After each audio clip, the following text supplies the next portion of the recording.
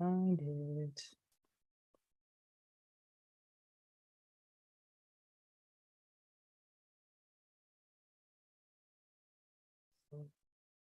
Oh, we're getting there.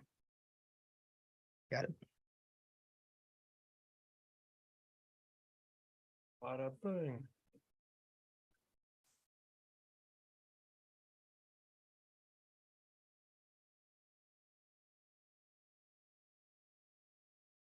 Hello, everyone, and welcome back to episode 150 of the Salvaggio and Cratty Sports Podcast. If you get on another Wednesday night, 7:10 p.m. on July 5th.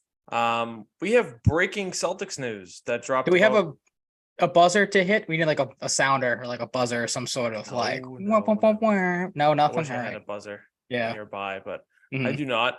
We have breaking Celtics news to start, so we're going to flip the outline. We're going to originally start with hockey, then get into basketball, but with the Celtics news, we might as well just flip it. Makes more sense that way. But Ryan, you're the main basketball guy, so I will defer to you to break the news to anybody who hasn't seen it. Yeah, if you haven't been on Twitter, it broke really 2-3 minutes ago right before we jumped on here. The Celtics, as we kind of speculated they would do, Grant Williams has been traded. This was from Shams, like I said, pretty much a minute or two ago now. I said, quote, sources, the Dallas Mavericks, San Antonio Spurs, and Boston Celtics are finalizing a 3-team trade where the Mavericks get Grant Williams, the Spurs get Reggie Bullock, and an unprotected Dallas second pick swap, in 2023 or 2030. And then the Celtics, because they love their second round pick so much, are getting multiple second round picks.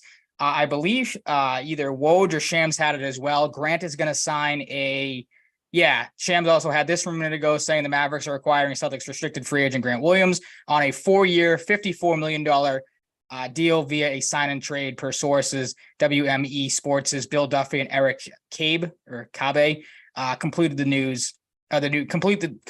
new contract for Grant Williams. So a couple of early thoughts. You and I were just talking about it before we jumped on here. Obviously, the reports earlier in the week, late into last week, the Celtics were trying to find at least a first-round pick for Grant Williams. It would have made sense because Grant, of course, was drafted in the first round.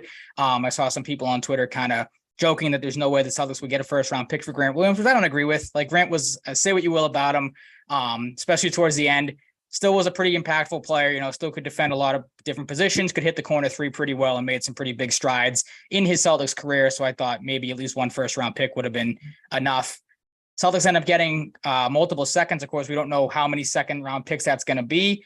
And then the fact that it's only a 4-year, $53 million, Celtics couldn't match that, kind of stinks. This was a tweet from Dan Greenberg a couple minutes ago. He said Celtics didn't match 4 for $53 million for Grant. Something has to be up, I would think. You and I were just talking about that maybe now later on in the show, hopefully it happens, or of course, probably when we go off air, there were some thoughts that maybe the Celtics were waiting for this to happen so they could finally give Jaylen Brown that 5-year, $250 million Supermax extension that, of course, he became eligible for last Friday, I believe was the deadline. But the Celtics were holding out. Like I said, some people believe that they were kind of waiting to see what would happen with Grant Williams, waiting to see what happens with the Malcolm Brogdon situation. Now we know at least one of those dominoes has fallen. Grant Williams is going to be a Dallas Maverick. Your thoughts on that, if you had anything? Yeah, I'm honestly in the camp. I'm glad he's gone.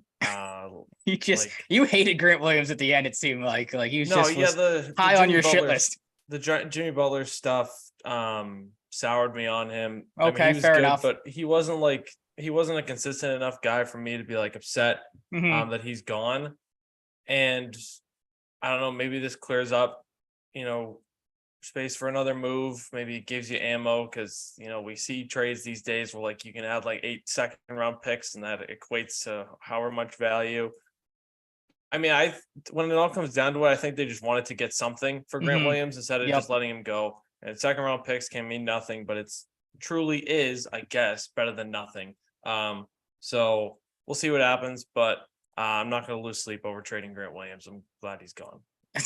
I am not glad he's gone, but I'm with you. I'm not going to lose sleep over it. I think you and I were both in agreement when the offseason started. It was something that was probably coming down the pipeline, and in the end, you had to do. Again, once you bring Porzingis in, it kind of muddies the water a little bit on Grant Williams. his status being here. And I think we'd all rather have Kristaps Porzingis than Grant Williams, unless you're some sort of like Grant Williams super fan. Then I feel bad for you that he's now a Dallas Maverick.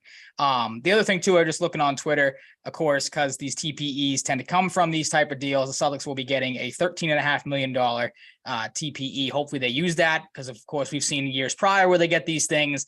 They don't tend to use them all that often. So hopefully they can figure something out with this one. And again, like I said, the other kind of Celtics news that we had that maybe ties into this was the Jaylen Brown stuff. Jared Weiss had a couple of comments because, like I said, there were some people that were kind of eyebrows raising, talking about, what was Jaylen Brown, where is he with this extension? What's going on? Why haven't they signed anything yet? Weiss had these comments that, quote, the delay is due to a flurry of free agent activity this past week for the Celtics. We'll get to that in a second, what they've done so far.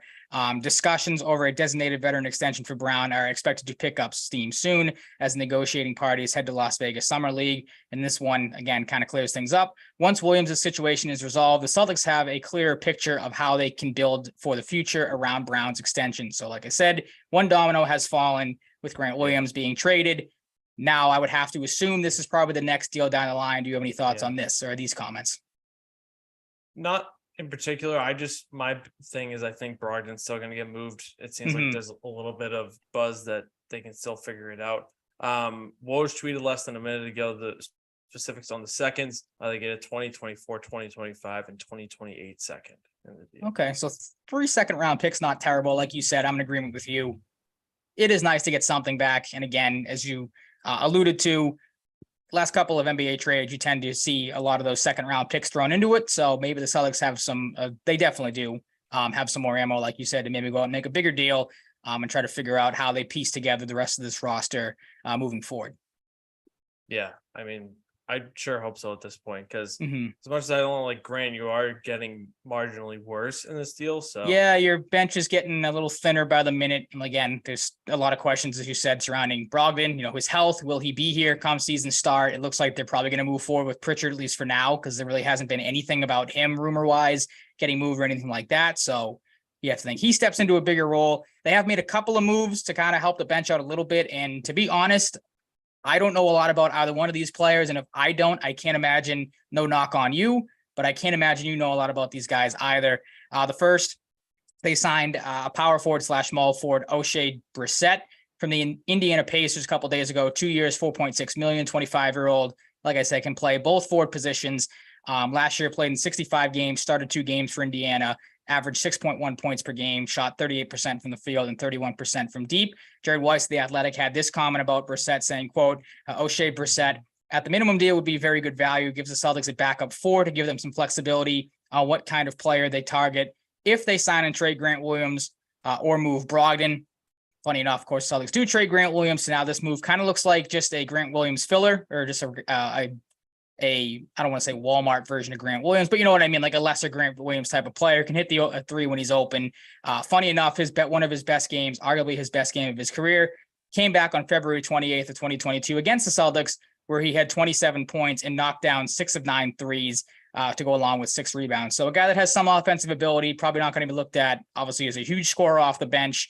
But there is some value there, according to Jared Weiss. Any thoughts on this move in particular, if you had any? No. Fair enough.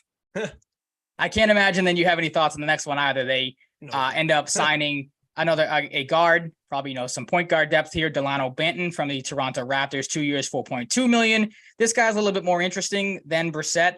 23 years old. He's a point guard, primarily a 6'9" point guard at that. Last year for Toronto, appeared in 31 games, 2 starts, only averaged 9 minutes per game, 4.6 points per game, 42.3% from the field, and shot under 30% from 3. So not the best 3-point shooter.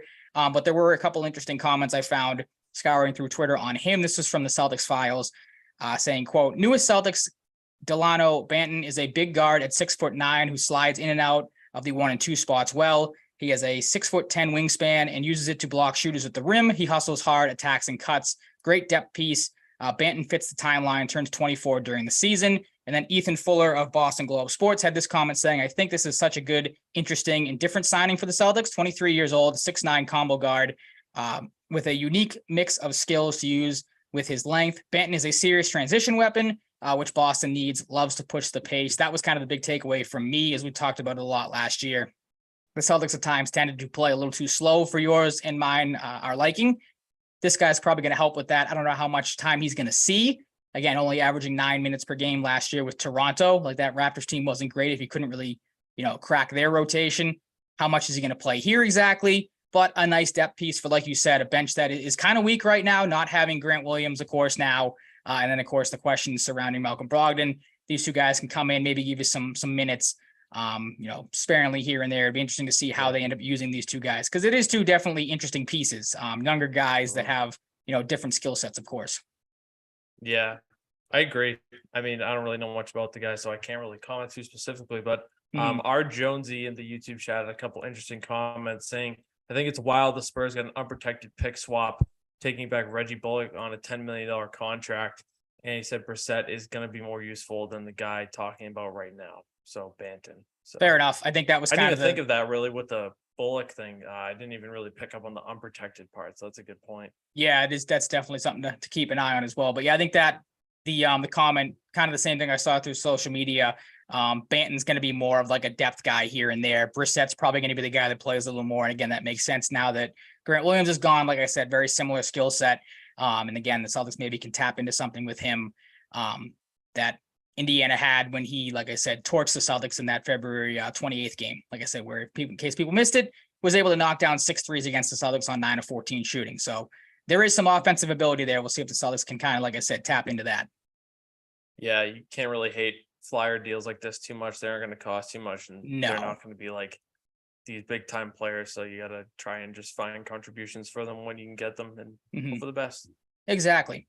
Maybe the Celtics will make a deal for one Damian Lillard, who we finally had an answer to if he is going to stay in Portland or if he's going to move. It would appear he's going to move, and according to a lot of reports, it looked like he is going to only wants to play for the Miami Heat. Now, of course, the question is, will the Trailblazers grant that request or not? Because there is a lot of conflicting reports out there. Some of the bigger ones that have come out of late. This was some Sam Amick of The Athletic said, quote, his stance is Heat or bust. He wants to compete with Jimmy Butler and Bam Adebayo to grow inside that famed quote unquote Heat culture system under Pat Riley and Eric Spoelstra, while becoming the final piece to their championship puzzle. That hasn't stopped plenty of teams from checking in, though. Chris Haynes had the tweet saying the Celtics, Clippers, Pelicans, and Timberwolves have reached out to Portland to discuss the Damian Lillard trade. The Clippers, the Celtics, Pelicans, Boston Celtics, those are the teams off the top of my head. I'm pretty sure there were more. Those teams were the teams that I know called out to reach to see what it would take to land Lillard. Shams had the report, though, kind of conflicting that, saying there remains a strong belief that the deal to Miami remains the most likely outcome for Damian Lillard. Rival teams are hesitant to offer a compelling package without assurance that Lillard would be happy to join them. Barry Jackson, the Miami Herald, had, despite interest from other teams, Damian Lillard remains adamant he only wants to play for Miami. There's obviously been some talk of maybe Philly getting involved too. Won't get into that too much because it kind of seems like they'd have to add Tyrese Maxey, who they don't want to probably do that for. That was Windhorse's report. So a lot of things flying around. Of course, you had the Celtics link that Jason Tatum is apparently recruiting him to the Celtics, trying to. This is from Mark Spears. Say that I'm hearing Jason Tatum is knocking on the door now to figure out a way to get Lillard to come to Boston. Like I said, there's been a lot of conflicting things. It looks like he wants to end up in Miami, and that is the only team he's going to play for. From the Celtics angle, I don't want to word this. The packages I've seen that would take to get him here, like you're already losing your depth with Grant Williams now gone. Brian Robb of Mass Live had some reports out there, or had some packages potentially that the Celtics could land Lillard. The first trade was Malcolm Brogdon, Robert Williams, Peyton Pritchard, Luke Cornett, salary filler, 3 future first-round picks, and additional pick swap / second-round picks for Lillard. Now, of course, the Celtics have more second-round picks, so maybe that's something that becomes available. Trade number 2 is Malcolm Brogdon, Derek White, and 3 future first-round picks. And then the third trade was a 3-team trade involving Jaylen Brown going to a different destination. I've talked quite a bit. What are your thoughts on Lillard? Just kind of the whole situation of him only wanting to play for Miami? Do you think there's any way the Celtics could get him to come here? Would you want him here with kind of the packages they've laid out? What are your thoughts on the situation? I want to say no definitively, but this guy changes his mind so much. That's what I'm not ruling it out. Yeah, I've been waiting all week for something to come up, being like, okay, maybe he wants to play here. 8 times since maybe not literally. You know what I'm saying? It's probably close to no. I was going to ask jokingly if you counted the amount of times or had kept track, but it's probably up there. Like every other day, it seemed like there was a different report coming out that he wants to stay, he wants to go. I saw maybe that there was one that he respects the San Antonio Spurs and might want to go there. So I'm like, oh, that's an interesting one to respect him as like culture. And I guess you'd have to assume Greg Popovich probably factors into that decision as well. I just find it funny, like like I said, the reports that are out there that he only wants to play for Miami. There's now reports that have come out. What was the one I had in here somewhere?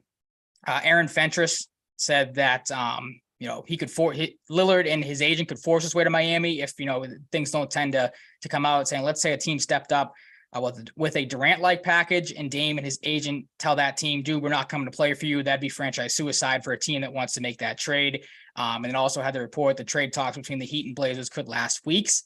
Like, I just found it funny that there was some people speculated maybe that Lillard, if he gets traded somewhere where he doesn't want to play, he sits out for the year. Like, I can't believe that happens.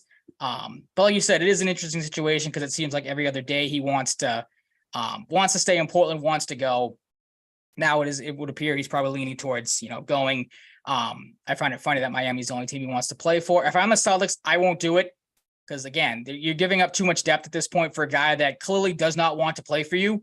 Like, if he only wants to play for Miami, that would, not scare me away, but I'd just be like, that's fine. Have Miami, destroy their depth pieces and give up a ton for a guy that only wants to go there.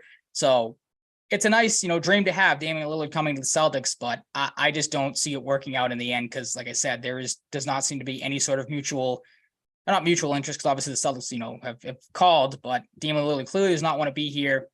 That's fine with me. Go play for Miami in that case. Yeah, it's cool. See you, pal. Yes, fair enough. I don't want to run through, try to recap the entire offseason because there's been a lot of moves so far since free agency opened last week. We'll be here all night if we did this for hockey and basketball. So I was just going to say that if we recapped everyone, kind of figured that it'd be like a 4-hour show. But yeah, so I'm going to ask you then, out of all the names I have, maybe pick a couple in the outline. There's been, players signing extensions. There's been players obviously changing teams. What are some of the moves that stand out to you? Like I said, guys staying put, guys maybe moving that surprise you a little bit, if any at all. Because there's a couple that have me kind of intrigued. Yeah, I don't know how much this Cam Johnson kid has proved, but I feel like that could look like a really solid deal. Sounds like he kind of came along this season. Kobe White, that feels pretty cheap. I don't really know how good he is though. Karis LeVert, I like Karis LeVert, so good for Cleveland there to keep him around. Max Strus, yikes. If he plays like that in the playoffs. Kyrie, I mean, giving a guy like him $42 million is just asking for trouble. He's gonna have Luka banging his head against the wall. I didn't expect Fred VanVleet to get so much. Yeah, he got the Rockets kind of went on a spending spree of guys. Like, I like Fred VanVleet. If the Celtics could have found a way to make that work, I wouldn't have minded him being here, but paying him that much money, and then on top of that, you also bring in Dylan Brooks for $20 million a year. The Rockets had money to spend. I get that, but some questionable. And then I don't know anything about Jock Landale, but giving him $4 and $32, that seems like a lot of money for a guy that a real person. Yeah, again, that's one of those made up names. It seems like, but yeah, Houston again. They had money to spend, so they spent it. Question mark. That'll of course have to wait and see on that. Yeah, Bruce Brown, I feel like that's kind of a lot for him, but I don't really know exactly. Same thing. Indiana had a decent amount of money to spend, so go out and use it, I guess. But 5 and 205 for Halliburton, speaking of them, doesn't feel like a lot for him. I feel like he could very well exceed that. Russell Westbrook at 2 and 8. That's a no-brainer if you can get more, him to bounce back a little bit. And I don't know, that's about it for me. Fair enough. I think just seeing that on paper, not to knock Russell Westbrook, but just to see how far he's kind of fallen, that a $2 and $8 million deal is what he's taken at this point in his career. But like you said, good signing for the Clippers if he can continue to have success there. I thought the Lakers so far, we really didn't touch on them. They've had a really good offseason so far. I think a lot of people thought Austin Reeves was probably going to go in free agency. He stays. Hachimura, who was good for them down the stretch and in the playoffs, he ends up staying as well. They get D'Angelo Russell back. Gabe Vincent could be a sneaky good pickup for them, 3 and 33 from Miami, to have a decent backup point guard there. They get some youth in Jackson Hayes and Cam Reddish. So all, I think, really solid pieces there for the Lakers. Of course, still trying to build around LeBron and AD. The Grizzlies get Desmond Bane back on the 5-year, $205 million extension for him. Derrick Rose is a nice little signing while John Morant has his suspension. Chris Middleton was interesting. I think he declined his player option. Of course, he ends up going back to Milwaukee, so nothing really too crazy there. You mentioned the Kyrie one. it is Kyrie Irving. So again, Dallas is paying for the talent there. You, of course, have to pay for the headache as well. There's some people, I listened to Brian Scalabrine when that deal came out, that he maybe thinks a deal like that might push Luka out of Dallas. So that'll be interesting to see if halfway through the season, if, one of those guys is asking for a trade request with how things kind of go down there. Any thoughts on Draymond Green? He declined his player option, ends up going back to the Warriors on a 4-year, $100 million contract. I saw that caught a lot of people's attention. Paying $25 million a year for Draymond Green at this point in his career. The Warriors can do it because they got the money, I guess, but that's one to, interesting to see how that deal kind of ages out over those 4 years. Classic prank. He goes to hang out with LeBron in France, has a good time, has some drinks. Then he's like, nope, just kidding. Nah. Good prank. I mean, makes sense for the Warriors too. I don't know how well the contract's going to age because how old is Draymond? Probably like 32, 33? No, he's in his late 30s. I think 30, mid to late 30s, maybe 34, really? 35. Jeez, yeah. That could be even worse. But I mean, he's a 33, so not terrible. Wow, I'm the ball expert. Yeah, you are. I was looking at the outline actually when you were talking for a bit there, and I saw Vasilij Micic in blue, and I thought it was the Magic. I was like, Micic with the Magic. But that was another one I noticed. Yeah, a couple international league signings or guys that came from overseas. So yeah, the Thunder, they got roster spots. They can, do what they want with that. The other one I found interesting too, of course, all the talk you heard about the Trailblazers and Damian Lillard maybe coming back. Jeremy Grant signs the 5-year re-signs for the 5-year $160 million contract. And that really in the end didn't really matter because I thought there were at least initial reports that maybe he was the guy that Dame wanted back to help build around Damian Lillard, and Lillard's out the door. So the Grant, maybe he's the guy that takes over now, maybe obviously not the face of the Trailblazers now that they have Scoot Henderson. But interesting move there. Other than that, everyone kind of just taking care of business here. Kyle Kuzma, I found it interesting. He ends up going back to Washington, and a lot of people thought he was, when he declined, I think his player option that he had kind of went around, checked the market, probably wasn't going to get a huge contract, so ends up coming back for 4 years and 102. Not a bad deal there for Washington. That's clearly in a rebuild now. You said it too. The Max Strus ends up getting traded to Cleveland for a future second round pick, as all Miami gets back for him. And kind of crazy, all these Miami Heat fans that were all over Twitter saying that guy was was so great that he ends up getting a second round pick in return for him, and then signs a crazy 4-year $64 million contract. So like you kind of said, we'll see how that deal works out in the end. Cleveland's taking a chance there, but good depth moves all around for them. And like I said, the interesting one will be if Kyrie can, keep his head on in Dallas, or if maybe he pushes Luka out with that. But other than that, like you said, we're not going to run through every move here because we would be here all night. But so far, the NBA offseason doing its thing. Thankfully, Twitter was able to, get itself together so we can continue to look up these deals and, recap things and be in the know of what's going on. Because that was a hell of a time for Twitter to go on a little bit of a hiatus. With NBA and NHL free agency opening up and having, 2 days into things and no one being able to see what was going on. It was a little bit of a headache. Yeah. Very cool. Very cool, man. Yep. Like, what the fuck? Yeah.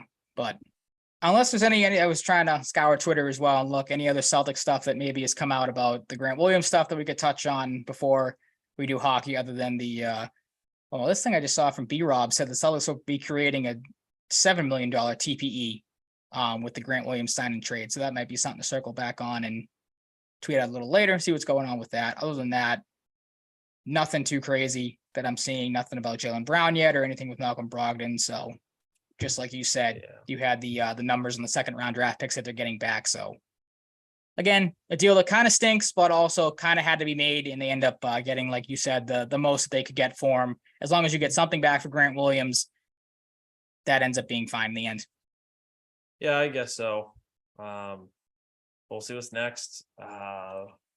Hopefully with us probably not recording next week because I'll be on vacation, taking a little break. Might have to do some TikToks if something drops. Hopefully they wait till next show to make another. That would be nice. Yeah. Cool. Be convenient. But on to hockey. We'll start with the draft. It's not a surprise that the Bruins' first pick is somebody I don't know because happened 2 years ago with Mason Lowe Ryan. That has worked out okay so far. But they started with Christopher Pelosi, center from the USHL. He's bound for Quinnipiac in 2024-25. They love their college guys. It starts there. Started a trend of centers with size in the draft. Pelosi was quoted as a nightmare around the net, combining shooting skill, hand-eye coordination, and overwhelming physicality. He wins body positioning to free his stick for chances as defenders desperately reach in. Even when there's a defender in his face or off balance, still gets the shot off. And somehow he's always the first guy to get the loose puck or to apply pressure on the back check from the Elite Prospects Draft Guide. That wasn't it for the big centers. They go to Beckett Hendrickson at pick 124 out of the U.S. program. He's 6'2", 174. Hendrickson exhibits a combination of passing skill and lane creation in all three zones.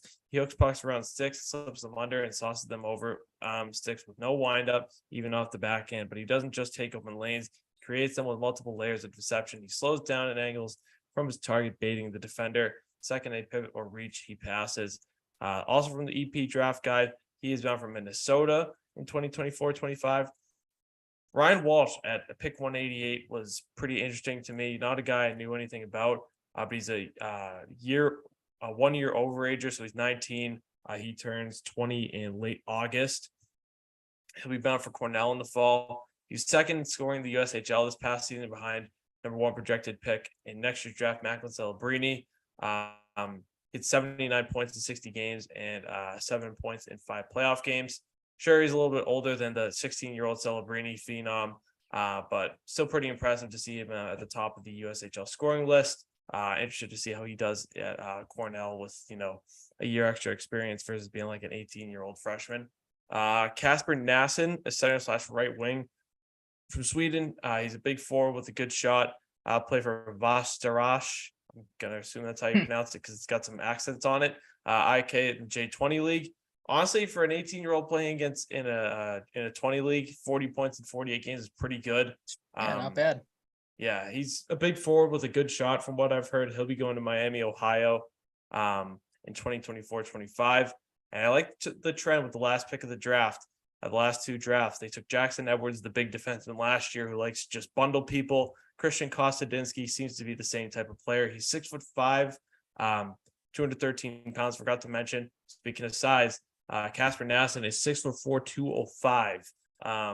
They like this trend. They did it with Big Ryan center. Mass. Yeah. Sorry to cut you off, but Jesus. No, yeah, either way, he's a big kid. With Ryan Mass, Jackson Edwards, and now Kostadinsky, I like them taking these projects and see what happens. He just sounds like one of those classic guys. Could be a 6 to 8 defenseman in the NHL level at best. And good to see him getting the work in at Dev Camp yesterday. Stayed after all the drills and practices and stuff, and got some extra work in with Adam McQuaid to work on his skating and footwork. He's a guy that'll take a long time to develop if he makes it. I'm okay with the draft.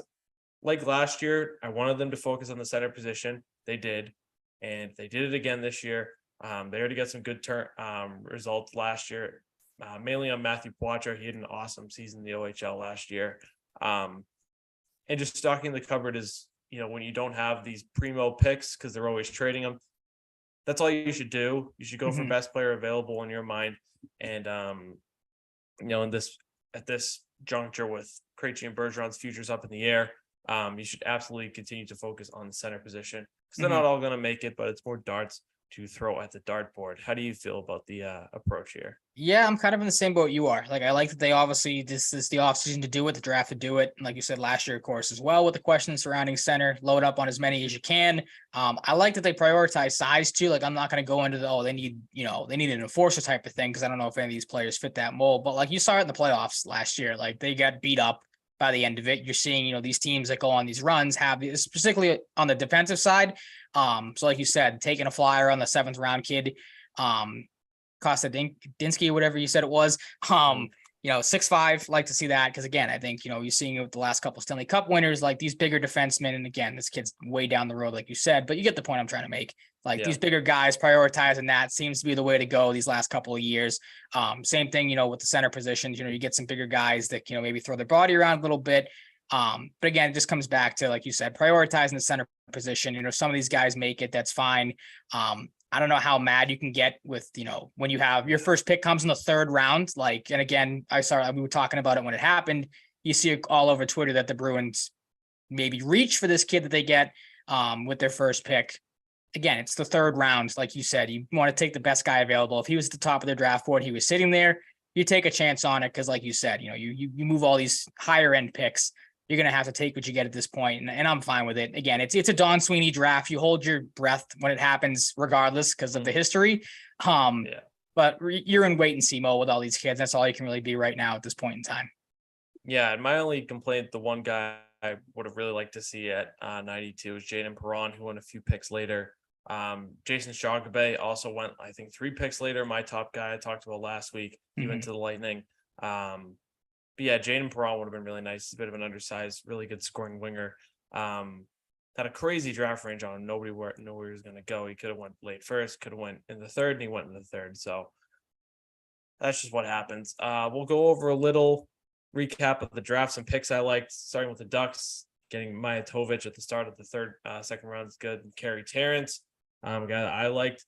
They also got Damian Clara, who's an Italian goalie. I'm at 60, which is another piece completed of the Hampus Lindholm trade. That was with the Bruins second. Fun fact for anybody who didn't know.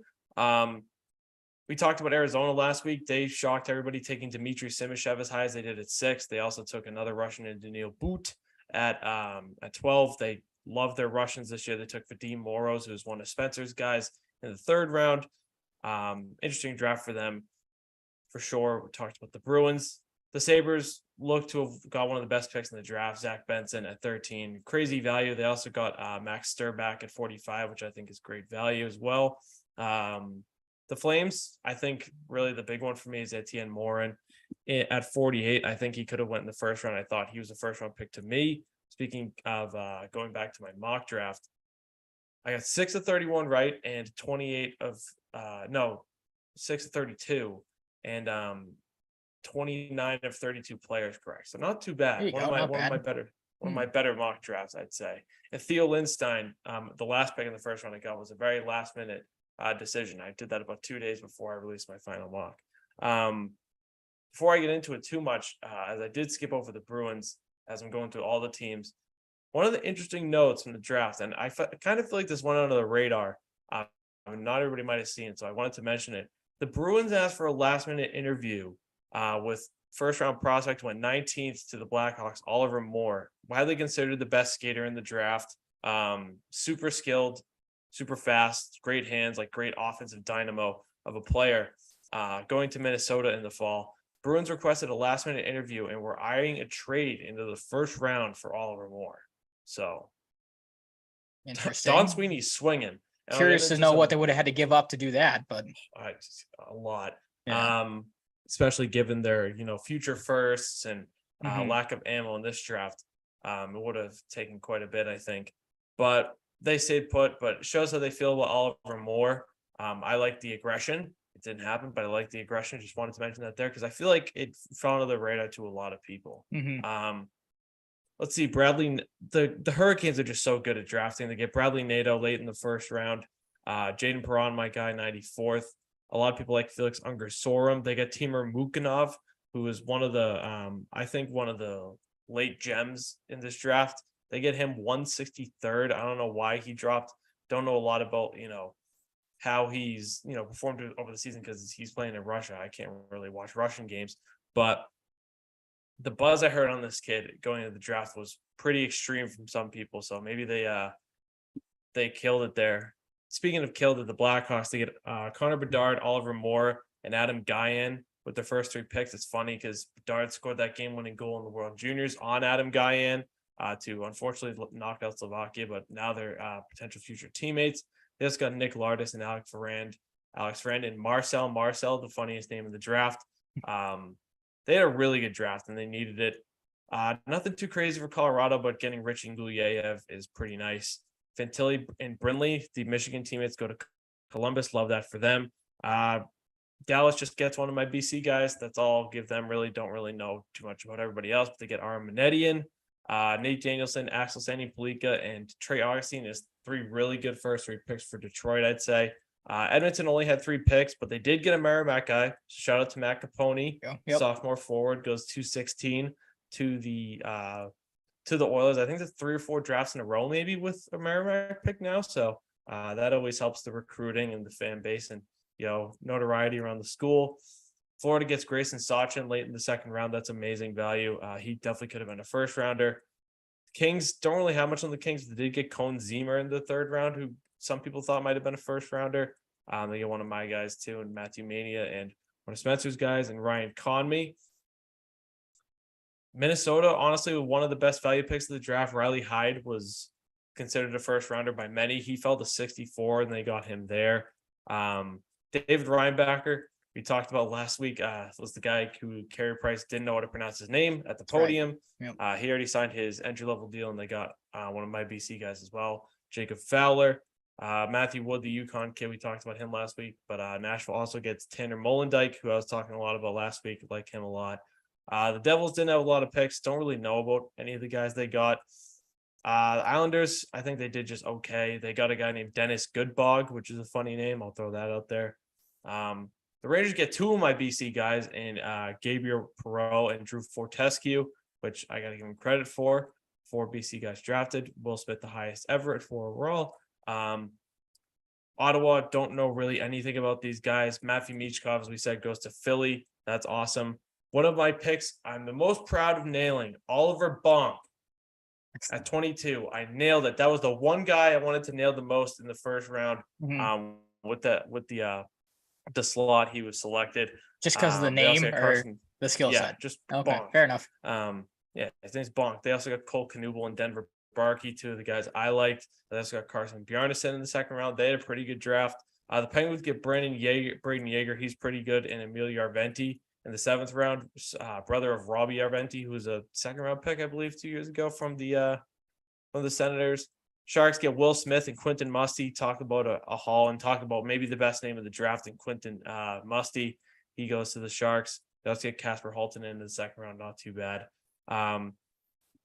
Kraken take the risk on Edward Shala. He's got some, a bit of polarizing background on him. People don't really know, how he's going to pan on the NHL, but I think he's worth a first round pick and could really look good for them if he pans out. Speaking of good names, Dalibor Dvorsky to the Blues, one of my favorite players. They also got Thea Lindstein, Lindstein, one who I nailed the draft selection on in the mock draft. Ethan Gauthier and Jason Chagabay to Tampa Bay. I like both of those picks for them. Easton Cowan, one of the more surprising picks for Toronto. He goes with the Bruins pick. So for anybody who's keeping track on that, it's Easton Cowan. The Canucks get Tom Wielander. He was their favorite team growing up, so that's pretty cool for him. They get Hunter Brushevich as well, one of the defensemen I liked a little bit later down the board. Vegas gets David Edstrom. Don't really know anything else about the other guys. And my last BC guy goes to Washington at 8, and Ryan Leonard. He's a stud. Can't wait to watch him this year. They get Andrew Crystal, another one of the more polarizing guys in the second round. And last but not least, Winnipeg goes Colby Barlow in the first. And I do like Thomas Milic late for them, and Connor Levis in the 7th round. I thought could have been a guy for the Bruins in the 3rd. He falls all the way to the 7th. So that's my quick draft recap. I'm getting better at getting quickly through these draft recaps over the years, I think. On to Bruins free agent news. One that we know has been in the works for a long time. Milan Lucic puts pen to paper. All the videos you saw, he was like literally bursting with excitement to be back. Yeah, I can't say I blame him. I mean, I saw the video of Neil giving him the call, and he could just hear it through the phone how excited he was. Again, I kind of have my thoughts in this offseason. I've kind of come off of my more extreme thoughts after seeing some of the stuff you put out, and I've seen some people talk about, maybe this being a bridge year. Again, like, it's Milan Lucic. You can't get mad at the player because, all the great things he did for the Bruins. But, like, I don't know. Like, you look at these older guys they're bringing in here, as you're getting into in a second. It's like, all right, like, I hate bridge year type of things. I hate the Red Sox are doing it right now. People know how mad I am about that, or have been doing it. Like, the Bruins going through a bridge year right now is what it seems like it's going to happen, bringing in all these older guys. Like, it also takes away we talked about it before. It takes away from the young guys. But this is one of the ones I feel like I can stomach more because it's Milan Lucic. And again, like, you can't really get mad at the type of player he is and has been for this team. Yeah, absolutely. And like, with all this excitement, like, he's going to have like 4,000 hits in the season opener. Yeah, he's going to come out with his hair on fire. Absolutely. I need to be there. I will be there. unless financial the price of tickets prevents it.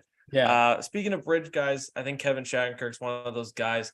A little surprised they weren't going to just run with Ian Mitchell or Riley Walsh, but I guess it also makes sense. You know, you have some security in a guy like Kevin Shattenkirk. He could be an extra guy if you really like one of those guys. Do a little rotation out of the lineup, but I think this is a guy that's going to be revitalized being with a team like the Bruins. He talked today to the media about like it's awesome to be playing for a team that can contend and that, you know, he's familiar with the area playing at BU versus, you know, being in a rebuild for the last 3 years. I mean, he's still a solid player. He's not who he used to be, but he's dirt cheap. And if you suck, somehow he's one of those guys you can ship out at the deadline and get a free pick. So don't really hate it too much. I think he can provide something. And obviously he's a cheaper alternative to Connor Clifton. Which shout out to Connor Clifton. I mean, he got a nice deal we'll talk about in a little bit. JVR is another one of those guys. If you suck and you're really far out of the playoff spot somehow, you ship out JVR to a team. He's fine. I think he's improved his defensive game a little bit. At times he struggled in the past. I think on a team like the Bruins, he can, you know, be a pretty fine second or third line winger. I don't know if you feel the same, but it's one of those guys like I can't get that mad if it's super cheap. Yeah, that's kind of where I'm at. I mean, I already said it. I hate the bridge deal or bridge year type of thing. I would rather see like the younger guys get it, and that's kind of where I'm at too. It's like a lot of these contracts are, it seems like blocking the path of some of maybe the younger guys that you should be getting a look at. But as you said it before too, like this team's never going to go into a full rebuild. They're never going to. I'm not saying blow it up or anything, but they're never going to, you know, trot out a bunch of rookies out, you know, opening night, stuff like that. They're going to try to compete, as you just said, year in and year out. So this is kind of where they're at right now, bringing in these veteran guys. We'll see if it works out for them. But like I'm trying to bring myself more, you know, not to the understanding of it, but you know what I'm getting at, like trying to wrap my head more around these type of moves and try to get behind them. But I don't know. Like I said, for me personally, it's tough right now just because like I don't want to have them go in this direction. Like I'd like to see some of these young guys get a chance to play and see what you have with some of these guys. But these type of moves, it seem like kind of block their paths a little bit. Yeah, but at the same time, I think it's going to give, especially on the left side, like a guy like Merkulov some more time to grow. I mean, he had a great rookie season, but he could come in and be a little shell-shocked. So you have that backup plan. Jakub Lauko might not be, you know, super ready to jump into a top 6 role on the left wing. I don't think Brett Harrison is. I think he still needs some more time as they, you know, it sounds like he's going to be a winger this year. He's played a little wing and center in Providence. So gives him some room, and it's one of those things. It's a cap strap league until next year too. So these are the moves like you have to make to stay afloat. Geeky's another one. I was just gonna say that. I'm like, because like I said, I think you had the tweet that said it, that he's basically it. I can't remember how you worded it, but like it gives you a good bridge. Like basically, again, go back to the bridge year thing to next year. Keeps guys like invested. I think you mentioned like Pasternak, stuff like that. So, and I like that you bring up the point too. Like if they're never going to actually suck, but like God forbid you do, like there are things you can maybe get for these guys down the stretch if some of these guys revitalize their careers a little bit. So it'd be interesting to see how it works out. But like you said too, when you're throwing around $1 million at some of these guys, can you really get all that mad because you're not really paying or overpaying for the end of these guys at this point in their career? Yeah, exactly. And Geeky, if you end up needing to trade Geeky, he's 24 right now. Like probably get a decent piece for him back if he has a good enough year. The thing for him is he's struggled a little bit defensively at times. So maybe playing with guys like Frederick and Coyle, who we know can, you know, for the most part, do pretty good in their own kind of hide him a little bit. It's not like he's a complete liability. It just hasn't quite materialized for him yet. Like I said, he's 24. Elliot Friedman said on their last podcast of the offseason for 32 Thoughts that they promised him a bigger role than he's had in the past. So maybe he relishes it and hits the ground running. He plays hard. He plays the wing and center. I like the player. I think there's some potential there. Speaking of guys that play hard, a guy that I really liked at BC, he came along strong in that senior year. He played 4 years. 31-year-old Patrick Brown, just a classic, you know, cheap guy you can throw in to your fourth line center or right wing role. Just typical fourth liner, super cheap. Sign him for 2 years. If you lose him on waivers, it's whatever. If you got to send him down, I like them bringing him back. I was a big fan of him, especially senior year at BC. Anthony Richard, Jason Megna, Luke Toporowski, Parker Wotherspoon, and Kyle Keyser, all AHL guys. Anthony Richard, is, pretty decent, depth piece in the minors, just to add some, stability when you lose a few guys. Same with Megna. I think he'll be all right. I thought it was his brother at first. I was like, oh, they signed another potential guy for, an extra defenseman spot, but I forgot his brother was actually under contract for another year with Seattle. Luke Toporowski had a really good year. They gave him like a 2-year AHL deal, and they rewarded him for it. I think he got a 2-year deal here. He's a little fast, scrappy guy in the minors, plays hard, has some hands, had a pretty solid season, so they rewarded him for it. Parker Wotherspoon, just a depth defenseman. Kyle Keyser will be in between Providence and Maine. And then you have Jakub Lauko, which if he turns it up these next 2 years, him at under 800K could look really nice. It could be a steal, absolutely. So I like what they're doing. It's fine with me.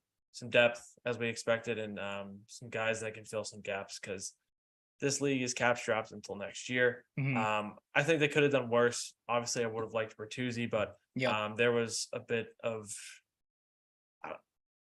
no one really seems to know, but it just seems like they just weren't on the same page. I think it comes down to that at the very least. And before we get into that, for anybody who didn't know, Jeremy Swayman, Trent Frederick, and Ian Mitchell are all going to salary arbitration amongst 19 other players in the league. We got Morgan Barron, Will Cates, Noah Cates, Will Borgen, Ross Colton, Brandon Duhaime, Vince Dunn, Kale Fleury, Philip Gustafson, Brett Howden, Tanner Janot, Philip Kurashev, Jack McBain, Ryan McLeod, Drew O'Connor, Ilya Samsonov, Brandon Scanlon, Troy Terry, Alexei Toropchenko, and Gabe Vilardi.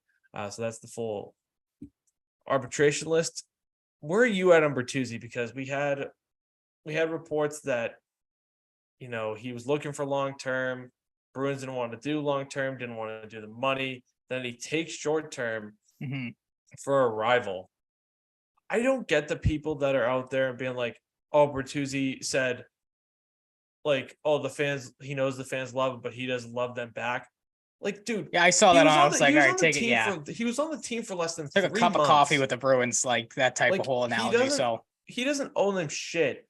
And he had a really, really good season, especially with the Bruins.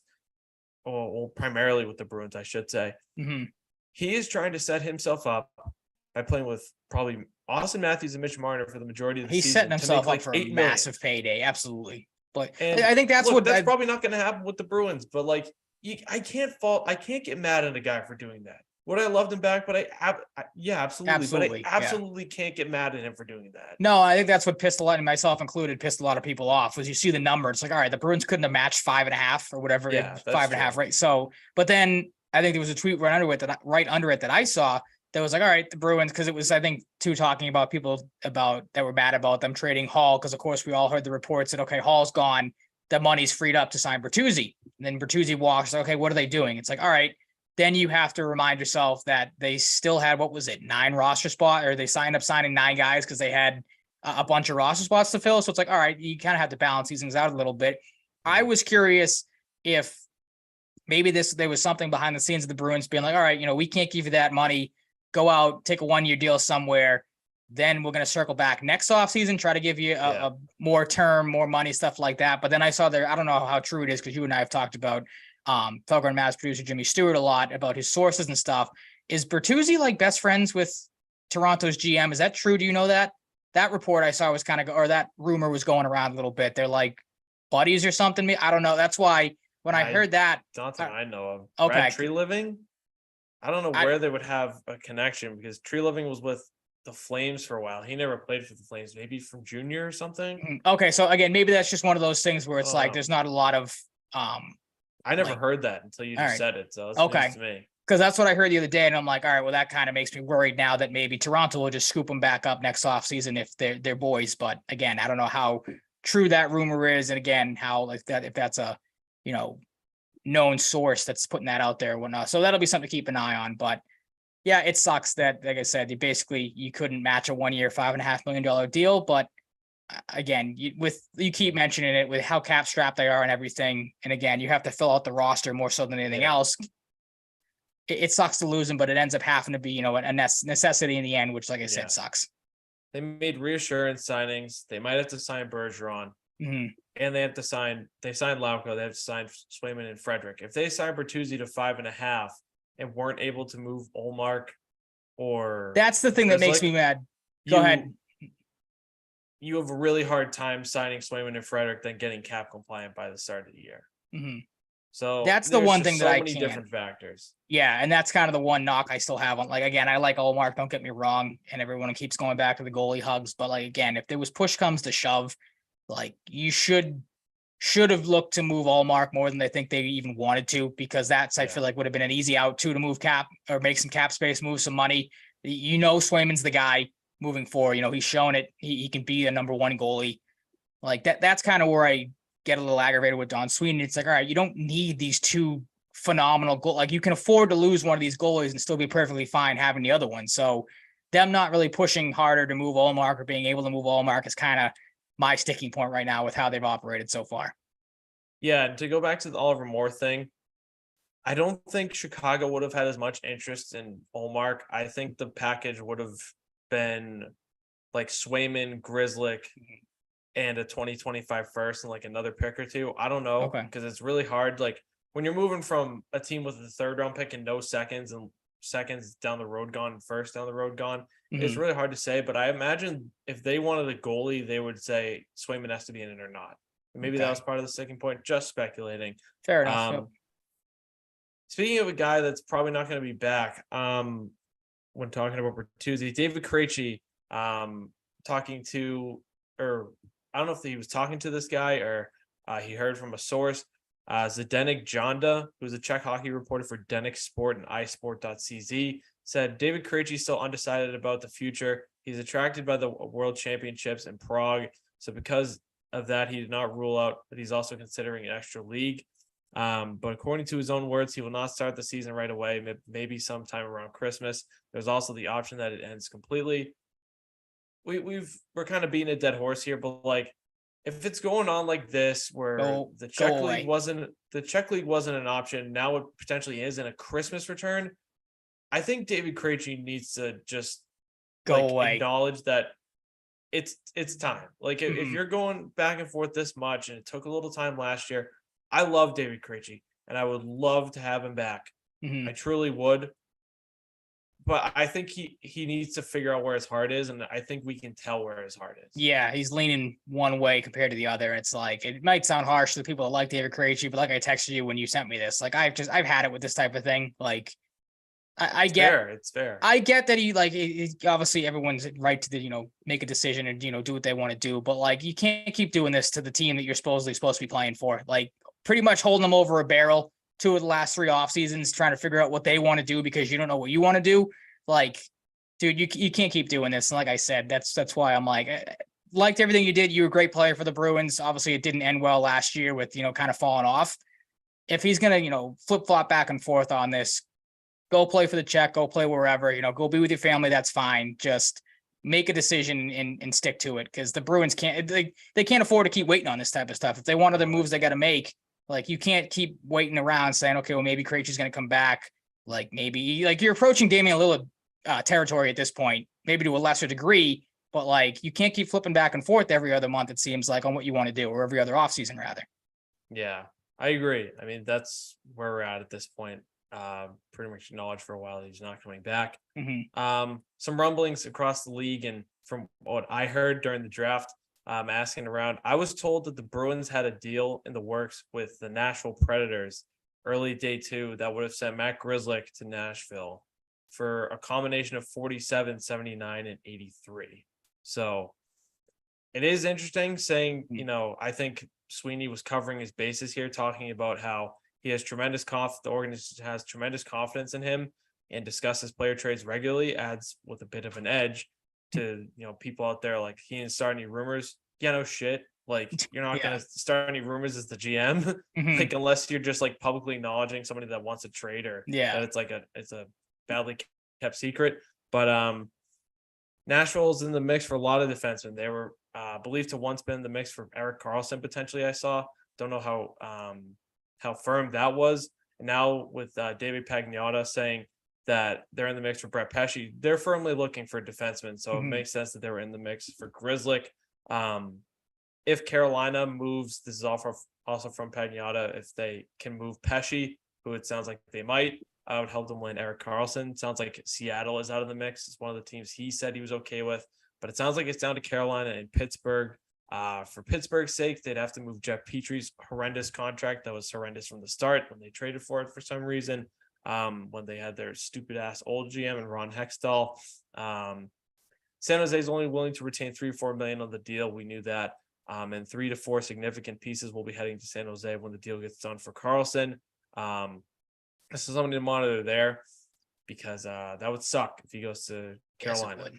Yep. It would absolutely suck. It would suck for Pittsburgh to go to Pittsburgh too, but I'd rather see him go to Pittsburgh. Yeah, Pittsburgh's less of a threat to the Bruins than Carolina has been over the last couple of years, so that would not be good. Yeah, he'd be pretty ridiculous with Sidney Crosby on the power play, though, I would say. Absolutely, yeah. William Nylander is looking for $10 million. Pretty fair. If I was a GM, I'd be looking to get him at like 9.25, 9.5 more. But the Leafs are looking to give him 8.5. And if I'm William Nylander, I'm pretty insulted by that. Absolutely. William Nylander is pretty good. And I know he wants 10, but you got to try and feel that middle ground and see if you can get him around 9 if you're the Leafs, or else you're going to have a Johnny Gaudreau situation, losing for nothing next summer. They got to find some middle ground there. And Austin Matthews is not close yet, but it doesn't sound like there's like panic setting in, but like it looks like he's going to get a 5-year or less deal at pretty big money. So we'll see when that happens. Jason Robertson and TJ Brody's names are out there. They're pretty strapped to the cap too. So Jake Muzzin will probably go on long-term IR. LeBron said the Bruins are interested in Noah Hannafin, probably the worst kept secret in the past few years. Feels like every year there's Noah Hannafin interest. So that's not really anything crazy. And talking about Krejci earlier, David Pagnotta mentioned that the Bruins are in the mix on Tyler Bertuzzi, and Mikey Grinelli sent out a cryptic tweet that he likes to do every once in a while with a Mark Scheifele gif, and him being a Bruins fan. So naturally, out of curiosity, I asked around, and I was told that the pursuit of Mark Scheifele for the Bruins is part of the reason they didn't bring Tyler Bertuzzi back. Makes sense because you got to incorporate that Scheifele money, replacing any money you have to give Krejci as well, potentially Bergeron too. So that makes sense. I like that they're pursuing Scheifele. 42 goals and 26 assists last year. He's 30, but if you can get him a retained salary this year to get him down to like 3.1 million, then extend him for 6 or 7 years, it'll probably age well towards the end, but that's how most deals for guys this age go. I was also told it would be an interesting deal because for money purposes, Grizzly will have to be involved, and the Bruins will try to get a younger lefty D back in the deal, being Ville Heinola or Logan Stanley. And that if Heinola was involved, Fabian Lysell would potentially have to be involved on the Bruins end. So in that case, if you can avoid trading Lysell, I will gladly take Logan Stanley. Okay. Although I do like Ville Heinola, I think part of the reason he struggled to crack the lineup is not only because of depth that they have, but because he hasn't necessarily been awesome as well. So I'll take Logan Stanley, a cheap, big defenseman. He's 6'7", not the greatest skater, but could be a pretty decent depth piece. But yeah, that's where things were at a few days ago. I was told on Mark Scheifele, the Bruins are interested. They're in the mix. So we'll see how it materializes, see if it picks up or dies down. But just something to monitor, as they're going to need some center depth. It looks like we don't have a decision on Bergeron, and we don't know when his 4th kid's going to be born. So this Bergeron situation could drag out a little bit longer. Your thoughts on any of these things? Oh, I'd take Scheifele in a heartbeat. Yeah. Like, not to go too much in depth, more in depth than you already have. Like, I don't know. Like you said, Lysell's probably a part of that deal too, or is that just specifically for the defenseman? That would be if Heinola was involved. Likely, not Stanley. That's not like confirmed, but that was the opinion of the person I talked to. So all right, fair enough. I was gonna say, I'm like, I don't know how much I would give up for him, but like, I'm down with that. Again, like you said, you need center depth. And if you lose out on Bertuzzi, you trade Hall. Like if you were able to get Scheifele back in, you're not back in here. If you were able to get him in here, like I think that'd be a decent little consolation prize to have for an offseason where you got rid of 2 guys that maybe were pretty well liked. Hall was kind of on the fence with people, but you know what I mean? Like if you can get Scheifele back in here, I think that smooths a lot of things over, and then you kind of run with, what you have, see if you can, make a run again or go forward. Yeah, and I imagine a sign and trade would be involved as well. It'd be pretty rough if it wasn't, to be honest. Yeah. just to recap the losses for the Bruins, Bertuzzi to Toronto. Hathaway went to Philly for 2 years, got paid. Glad that wasn't here. Good player, but can't pay him that. Good spot for him too. Good spot, Like, yeah. yeah. Two of the toughest guys in the league, and not Dmitry Orlov, Nick Delorier and Garnet Hathaway in that fourth line. Orlov got paid $7.75 million for the next 2 years. I know he said he kind of wanted it to be like his last contract, but I don't think that will be with 2 years. Yeah, but 2 years. Market is limiting him. I hate that he goes into a team that I don't like. He's just gonna make them way better. So that sucks. But Connor Clifton to Buffalo for $10 million over 3 years. He cashes out. He's potentially a top 4 defenseman for that team, which is interesting to see how he would handle that. Maybe he plays with Owen Power. That would be pretty wild. You have a big steady defenseman in Owen Power. Then you have a guy who's pretty steady in Connor Clifton, but can be kind of a maniac. So that would be an interesting fit. Mikey Riley was bought out, signed 1 year, $1 million with Florida. Unikoppanen goes to Pittsburgh for 2 years. Wonder if he plays in their fourth line there a little bit. Vinny Lettieri goes to Minnesota. Tough loss for Providence. He was really good there last year. And Jack Ashawn and Chris Wagner both go to Buffalo. I love that fit for Ashawn. We've seen what they've done with Devin Taves, Cam LaCar, Sam Girard, and hopefully for their sake, Sam Malinsky out of Cornell. He's that type of molded defenseman where if he gets playing time, Jack Ashawn could be a pretty nice depth piece for them. So happy for Jack Ashawn because I don't think he was going to get a shot this year. He gets, potentially better opportunity elsewhere. And Chris Wagner could be in the mix of that fourth line in a more permanent role. So happy for him as well. Absolutely. Like that's one of the bigger takeaways for me too. It's like he's going to go out there and maybe have a chance to play up with the big league club more so than he probably would have had here. Like then it kind of comes back to it's like the Bruins signing a couple of these fourth line guys. Would you rather have just maybe given Wagner another chance, or did he kind of run his I think with him being down there so long, it was just an amicable split. Yeah, that's kind of the same boat I was in. It's like he's kind of run his course here. Like he part ways and he goes and has another a chance with a newer look, something like that. Yeah, absolutely. So I'm going to give you the opportunity you gave me. If you want to run through the list of names and see any interesting deals, go ahead. But then I will give, a quick recap on what's gone on around the league. I mean, for me, like it obviously not knowing as much hockey as you, obviously, I kind of lean more towards the Bruins, more centric ones where guys sign. Then one of the interesting ones that stands out to me is Jack Johnson continues to just sign 1 year deals in Colorado, like a guy that's looked at as maybe one of the worst, if not the worst defenseman in hockey. Like he just continues to stick around there. He's just pure locker room guy. Pure vibes guy at this point, it seems like. Craig Smith, obviously, again, former Bruin, kind of stood out to me, gets a 1 year kind of maybe prove it deal with Dallas to see if he's got anything left in the tank. Other than that, like nothing. There was one big goalie extension, wasn't there, that I found kind of interesting. Sorokin. Sorokin got locked up for. That's so worth it. Absolutely. But then didn't they sign? I'm trying to find. I can't remember who the hell even plays for the Islanders, right? Yeah, they want that shelled out a decent amount of money for 2 goalies. Yeah, I mean they want their Russian boys in net. So then the other one too, like the Rangers maybe turning the clock back a little here with Wheeler signing for them, Jonathan Quick. I didn't even know Riley Nash was still playing hockey, to be honest. Not that he's all that old, but I found his name kind of interesting. All last year, did he? So I think ends up getting he's in the AHL. A 2 year, $1.5 million deal with the Rangers. So that's a pretty nice little payday for him. He's just still like an awesome defensive guy. At least when he was back in the NHL. Yeah, he's played the last 2 seasons, or the majority of the last 2 seasons in the AHL. So maybe he'll get a shot with the Rangers. Fair enough. Then I'm trying to look at the other ones too. Another one, Malcolm Subban, didn't know he was even still in hockey. He ends up getting a 1 year deal with the Blues. And then Nola Chari got a nice little contract again with Pittsburgh, 3 years and $6 million for him. So like I said, more so just I was looking for the former Bruins and any names that kind of stood out to me in that sense. Pacioretty going to the Capitals is an interesting one too. That was the other one I was trying to find. Just for, like I said, names that I kind of recognized and maybe had some more thoughts on than other guys. No, yeah, Pacioretty's definitely an interesting one. I mean, the guy has had horrible injury luck the last few years, but he can still shoot. Like, I don't think he's completely lost that shooting ability. You put him on the opposite side of Ovechkin a little bit in the power play and see what happens. If he can stay healthy, he'll score 25 goals probably on that team. Be a nice little pickup then. Yeah, I don't really hate that for them at all, to be honest with you. But yeah, to go around the league a little bit, As I scroll back up the list here, Alex Killorn, honestly, respect the shit out of him. Like at this point, they tried to keep him short term. He goes to a horrible team, but he's won 2 cups. He's like, yeah, I'm just going to get paid now. Play Trevor Zegras a little bit. Yep. See what happens there.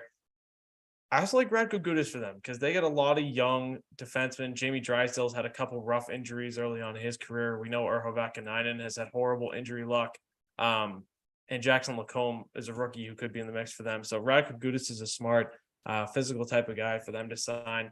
Arizona gets a couple nice pieces. They get Nick Bjugstad back and Jason Zucker back, who both played for them in the past. Alex Kerfoot and Troy Stetcher. Troy Stetcher is also a future former Coyote, so that's good for them. And Logan Cooley, one of the interesting prospect notes, sets the record straight. He was the 3rd round pick for them last year. There was, rumors that he was going to stay and leave or request a trade because of the shit show with the Coyotes, but he set the record straight and said he's just going back for developmental purposes. So any Coyotes fans out there that were worried can breathe a sigh of relief, as Logan Cooley will be signing with the Arizona Coyotes unless there's some sort of catastrophe. And he's a stud. He'll kill it at Minnesota this year, maybe win a championship and slot right in. The Sabres signed Eric Johnson and Connor Clifton. We talked about Connor Clifton earlier. We had a couple retirements today. Michael Stone retires from the Flames and joins them in the player development role. I don't get what the Hurricanes are doing in net. I know it's 1 year with Antti Ranta, but they have Piotr. I think it's Peter, but it's like spelled Piotr Kochetkov. That's $2 million for the next 3 years. Then they keep Ranta and Anderson. Kochetkov's a good goalie. Ranta's only there for 1 year, so maybe it's just one more development year for him. But I was a little surprised by that Kochetkov isn't going to be at the NHL full time, barring an injury. Michael Bunting didn't get the payday he was looking for. He got 3 years and $13.5 million, though. Not too bad. They're reportedly signing Vladimir Tarasenko, but the DeBrincat trade that could happen to Detroit, it seems, could lead to Tarasenko changing his mind and switching to Ottawa. Sounds like there was a little snafu with him and his agent about finding a right deal, and he fired his agent and hired JP Barry and Pat Brisson, who are 2 of the better known guys in the league. JP Barry represents David Pastrnak, as Bruins fans know. Pat Brisson's probably the most well-known agent in the league. So we'll see what happens with Tarasenko. I would much prefer to see him go to Ottawa personally. Absolutely. Yep. Yeah, no doubt. Corey Perry, the Blackhawks again, some toughness. They get Corey Perry. Say what you want about him. I hate him, but he is a bastard. Old friend Ryan Donato goes there as well. Miles Wood cashes out with Carolina. They also signed Jonathan Drouin, former teammate and junior of Nathan McKinnon. So if there's one place for Jonathan Drouin to go off again, it could be like he did in juniors with Nathan McKinnon on his line in Halifax. So yeah, that's interesting. Bowen Byram extends as well into your bridge deal. Darren Helm retires as well, 2-time Stanley Cup champion. Columbus hasn't really done anything, but they obviously made the few trades a couple months ago, or about a month ago. They did sign Adam Fantilli to his entry-level contract. As you said, Craig Smith, prove-it deal. Might be the 13th forward there. He's really going to have to work to, get some ice time there. They've got a pretty loaded forward group, also including Matt Duchene, who I was hoping to be a Bruin. Didn't happen. 1 year, $3 million would have been so nice. But I don't know what their interest level in Duchene was. He got bought out by Nashville. That's a huge buyout. They got some money they got to pay down the road. But the Red Wings, Justin Hull, Clint Costin, Daniel Sprong. Teams just hate Daniel Sprong. He's like 25 and he's been on like 5 or 6 passed teams. Around, yeah. And he can score. Like he's a legit decent scorer. I don't hate them taking a flyer on it for 1 year. Was surprised they signed JT Comfort for 5 years though. It's a decent price, but I don't know if they really needed him that bad. They also got Shane Gostisbehere for 1 year, which is really nice value. And it looks like they will be terminating Philip Zadina's contract. So maybe if the Bruins can make it work, they make a check line with Zadina, Zacha, and Pastrnak. I'll be honest, I thought Philip Zadina was going to be one of the best players in the 2018 draft, and he hasn't been so far. So that's a strikeout for me. He was so good in junior. Can't win them all. Exactly. But we'll see if he bounces back somewhere else. Edmonton hasn't really done much, but they brought back McDavid's old buddy from junior and Connor Brown, or brought him in rather. The Panthers kept Grigory Denisenko around, got Nico Mikkola and Mike Riley. Dmitry Kulikov and Oliver Ekman-Larsson, signing a lot of left-handed defensemen and some depth guys. Got Evan Rodriguez for 4 years as well. Pretty nice value. He's a pretty solid player. LA got Cam Talbot. Other than that, not a whole lot. They brought old friend Trevor Lewis back, though. Maybe he retires there, where he won 2 cups. Minnesota's been pretty quiet besides signing a former Bruin of Billy Terry. Also some arbitration stuff we talked about. Montreal's also been quiet. Nashville gets Ryan O'Reilly.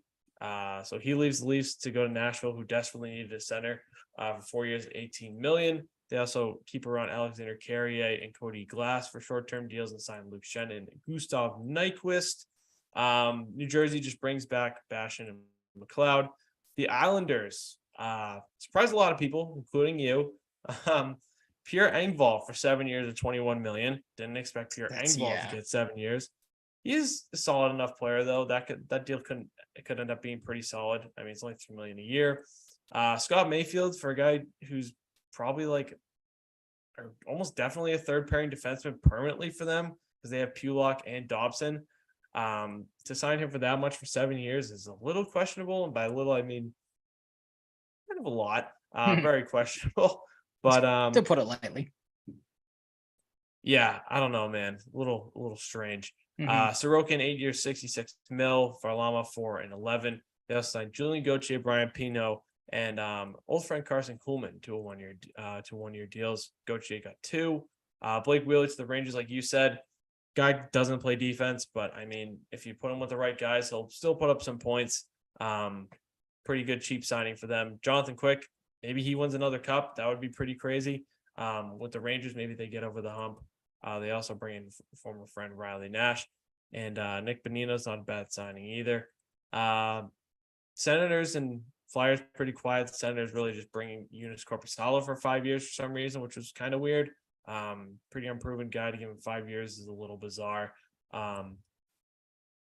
that he really signed for 5 years? I need to double check this. That's what I thought the thing said when I looked. Oh my God.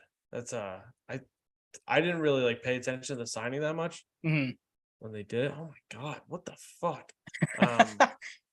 That's bizarre. How much caps or how much money did Ottawa have to throw around this offseason? Do they have a lot? That's not a ton. No, all right. I was gonna say if they had a ton of money, that might have been what their decision was. Just throw it at the goalie and hope to God it ends up where they must see something in that you and I don't, because I don't know if you were that distraught by the contract numbers. Yeah. It's a little strange. Nolan Chari, like you said, gets another payday. He got one in Florida a few years ago. He gets another one in Pittsburgh. 3 years, $6 million. They also paid Ryan Graves a lot of money. Shouldn't be too much of an overpay, but maybe. Tristan Jarry, I think this is an overpay. I don't think he's very good. They got Matt Nieto, Alex Nedeljkovic, Lars Eller, and Una Koppinen. Sharks signed Mackenzie Blackwood, who they traded for. Also bringing some depth pieces and keep around Fabian Zetterlund. Brian Dumoulin, former BC guy, goes to Seattle to replace Carson Soucy, 2 years, 6.3. They also get Kayla Yamamoto. St. Louis hasn't really done a lot. Tampa brings in Connor Sherry and Luke Glendening. I like those as bottom 6 guys for them. And if I'm going to say it, they traded one of their diamonds in the rough to Colorado and Ross Colton. I think Mitchell Chaffee from UMass has the chance to be one of the next ones. He's a pretty good AHL player, pretty young. If they give him a shot, I could see that being one of those classic guys they bring up, like Ross Colton or what's the other name I'm forgetting? I'm drawing a blank on. It'll come to me. The Leafs. I mean, I just don't know what they're doing for the most part. Ryan Reeves for 3 years. You just shouldn't do that for a 35-year-old frontliner. Yeah, that's a lot. Yeah. John Klingberg for $4.15 million. The guy plays good offensively, but is truly one of the worst defensive zone defensemen in the history of the sport. No, he fits for them then. Their cap strap and they're giving him 4.15. Then they give Bertuzzi, which makes sense. Max Domi gets $3 million from them. And Dylan Gambrell sucks too, so I don't imagine he'll be playing too much. Canucks bring in Teddy Bluger, Ian Cole for some reason, Carson Soucy and Matt Irwin really loading up on defense, and then at depth forward. Vegas really hasn't done anything besides Brett Howden filing for arbitration. They don't have money to. Max Pacioretty and Matthew Phillips to the Capitals are nice pickups for them. Matthew Phillips could finally get an NHL shot. It's been a really good AHL player. for a while there. I think I spelled Martin Ferravari's last name wrong. That's okay. It's a tough one. He signs for 3 years at 8.025 per for an extension. Old friend from Merrimack, Colin Delia, lands with the Winnipeg Jets for a year. They also bring in Laurent Brossois, keep Vlad Nemestikov, and have Gabe Velarde filing for arbitration. Some trades. Josh Bailey gets dumped to Chicago and bought out. They get a 2026 second for their troubles. Klim Kostin and Kaylee Yamamoto get sent to Detroit. Kaylee Yamamoto gets bought out, and they re-sign Klim Kostin for future. And Edmonton gets future considerations. Corey Perry to Chicago. We talked about that earlier. Joel Edmondson, a retained salary to Washington for a couple picks. Colin Miller to New Jersey for a fifth. That may mean they don't think Simon Nemec, who they took 2 years ago, is ready for the NHL quite yet, or maybe he is and they just want some depth.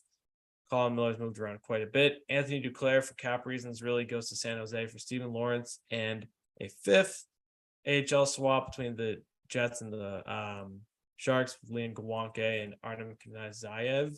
Can I guess I pronounced that correctly? And Pat Maroon.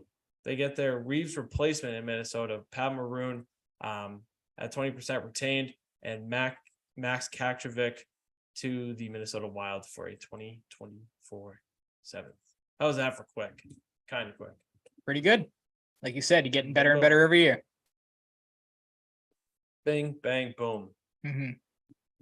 Ryan, it is time for another draft. Yeah, this one kind of came to me, like I told you last night at around like quarter of midnight. I'm like, oh, we haven't done one of these in a while. And yesterday was the 4th of July. So, hey, why not do a day late 4th of July draft? Because why not? And like you said, you're going to be on vacation next week. So I thought we would end this show this week before going into the vacation on a little bit of a fun kind of, not that anything was down in the dumps in the show, but like a lighthearted type of ending to put an end to things. Absolutely. You picked a coin toss last time, so I'll pick it this time. I will go heads and send you proof. Okay. And it is heads. So I will get the first pick. Yep. For the people that don't know, as you set things up too, what we're going off of is we are doing one main food being either hot dogs or burgers. I wasn't going to throw I know some people maybe do like chicken, steak tips. We're going with the basics, burgers or hot dogs. You pick one. For sides, you get 2 of those, 1 dessert, 1 drink, 1 location. That could be either like your house, if you have a pool. I kind of put those into the same grouping, a lake, house, or like a beach party. 2 activities to do, and then 1 event to watch during the day, being like the Nathan's hot dog eating contest, MLB games that are on all day, whatever, like fireworks, spectacular show maybe you watch on TV, your go-to in your town. And then obviously there was movie marathons. I spent most of my 4th of July watching the John Wick movies. Oh, excellent. Yeah. Yeah, you told me about that. I did. But yeah, I assume we can just go in any order. Yeah, you don't have to, you don't have to go like food and then sides, and you can, whatever one you want. Whatever category you want. Like I said, you just have to follow the either pick 1 or pick 2 in whatever category that is at some point. That is the only rule of this. You can take whatever you want, starting whenever you want. Exactly. And I'm going to go with a take that might anger some people because it's a pretty popular 4th of July food, but I'm taking a burger over a hot dog any day on the 4th of July. So I will take burgers first overall. All right. I know it's a can't miss. They taste better. They're more filling. And the meat is better quality. You can, throw some cheese on there, pickles, whatever you like, any type of sauce. You can, throw some shit on a hot dog too, but a burger just tastes better, satisfies my hunger better. I got to go burger. It's a staple for me. On any holiday, really, any celebration, I want a burger on my plate. As do I. I'm upset that you took a burger. I'm going to go in the direction of what to watch then. You did not pick this food. I'm going to go with it because in case you, or if you didn't see it the other day, this event not happening caused quite a stir on Twitter, pissed a lot of people off, so much so that the goat of it in a lightning storm said, this, we're doing this, get everybody to go. I'm picking the Nathan's hot dog eating contest because you think of the 4th of July. I think that is one of the top things that people think of when they think of that holiday, because you don't tend to see like eating competitions on most holidays. And then of course you throw in like the lemonade chugging contest too, which isn't as well known, but I'm sure some people still like to watch that as well. So I'm taking my event to watch to start this off. Very fair. Very fair. Thank you. It's a solid number one. I think I should get my money back on the over I bet the day before, because I think the delay with the hot dogs affected the performance of these guys, especially the GOAT. I think Yeah, I saw his record, or at least over under was like 72 or whatever it was, and I think he ended up with what, 60, maybe 62. it might have been 62. Yeah. Yeah. So that I does think he kind had of 63 last year, food for thought. But no pun I intended. still think exactly. Mm-hmm. I still do think it affected his performance. Up next for me, I'm between two here.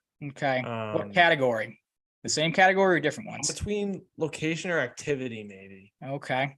Yeah, there's not like a side I need right away. It's not a dessert, not really a drink either. I think I gotta go wiffle ball. Okay. I love wiffle ball. I will take it over any of those things any day. All right. It's a classic. It's fun as shit, especially if you get a little competitive. I think it makes it a little more fun. But even if it's casual, it's fun. Everybody goes crazy if you hit a home run. And I don't think there's like a side or anything like that I absolutely needed to. So I'm gonna take a safe two in wiffle ball. Cornhole, fireworks are fun, but I'm not very good at cornhole. Beer pong, beer pong, played enough of it in college. We know our skill set in beer pong. Like there's no denying it. Yep. We were good. And fireworks are overrated as fuck. I don't know who needs to hear that, but I think they're so overrated. Okay. I do like them, but I think the hype is a little too much. All right. Maybe overrated as fuck was a little aggressive. Sorry. A little bit, yeah. I think for especially 4th of July theme, I think it's a very strong take, but it's okay. It's okay. All right. I think unless that was like a mind trick that you just did on me, and now you're making me think that you're not going to pick fireworks. So you get two activities. So you might. I'm trying to think now if you're going to pick fireworks somewhere down the line, if I should take that with my two and maybe get that out of the way. But I don't know. I didn't have wiffle ball. Like I like wiffle ball, maybe just coming from a baseball fan standpoint, playing baseball, playing wiffle ball.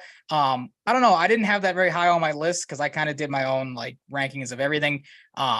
I don't know. Like, I feel like not a lot of people play wiffle ball. Like I never have, maybe because just the rest of my family, whenever we went to cookouts, no one was ever all that into it. But if you, like you said, you have people that love playing wiffle ball, the people that deck out their yards, makes it even that much better. So if you have the luxury of doing that, I can 100% see why you took wiffle ball as high as you did. Fair, very fair. I don't know what I want to go with now. I think I'm going to lean because I only get one dessert, and I'm stuck between two of them that I think are more 4th of July, thought of than maybe others. This one maybe more just a summertime's one, but I think I'm going to go with a good s'more. Maybe that's because I'm recency bias, and we made s'mores, my family and I, on around the fireplace on not the 4th. We did our stuff on the 3rd because I had to work yesterday. But I think I'm gonna go with a s'more because I think you think of the 4th of July. You might not think of fireworks if you think they're overrated as fuck, quote unquote. But I think of like fireworks, s'mores, all that nice stuff. Good combo.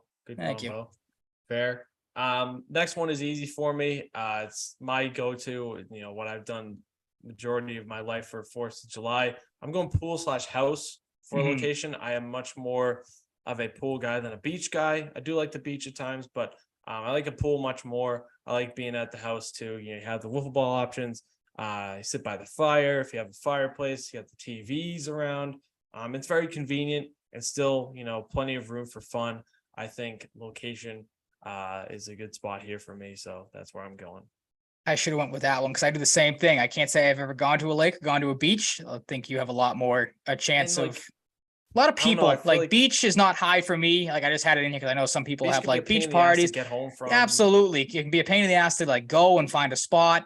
And if you're drinking, like if you want to have some fun, you can just be at home. True, that's true. Yep, that is very true as well. About driving.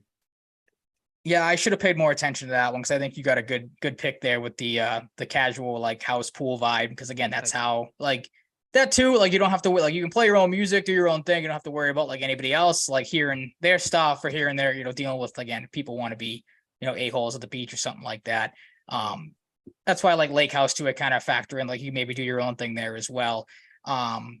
With my third, I think I'm going to go with it. Again, it's the 4th of July. People do fireworks on the 4th of July. I'm going to stick with that. Again, you don't like them, but I'm trying to redeem myself after the jersey draft or the logo draft, whatever we did. Because I got destroyed in every poll that we did. It looked like, I think I was winning at one point on Instagram, but that fell apart really quick.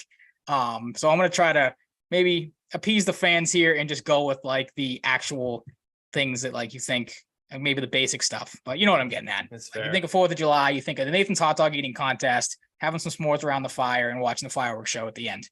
Yeah, fair. Can't really complain about that one too much.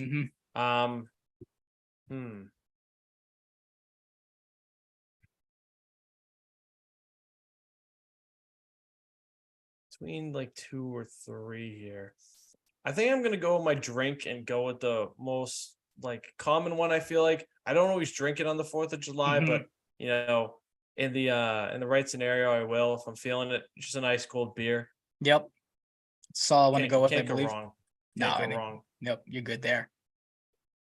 Mine, I'm leaning towards a side because like it's easy. It's getting easier now because you're knocking out like the main one thing, so I don't have to worry about like if you didn't pick my top pick for some of these, like you did with burgers.